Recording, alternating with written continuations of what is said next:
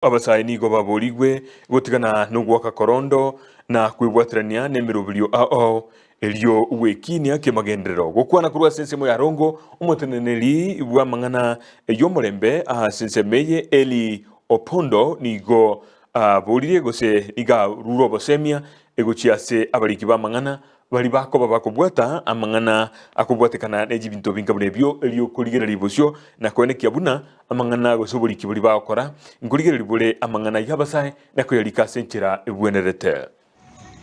Media plays an important role. The journalists have been taught today that the soft approach require all society approach. Media need to develop economic stimulus package for their people.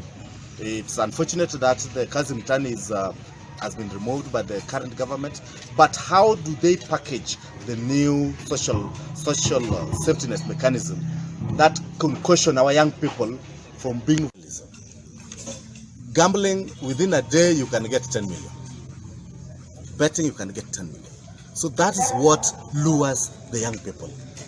Youth nihilism. There are a lot of parameters of youth nihilism. Number one of them is gambling. They want to stay 1 month, amepata 10 million. You see? The jackpot. When you hear jackpot, that's youth nihilism.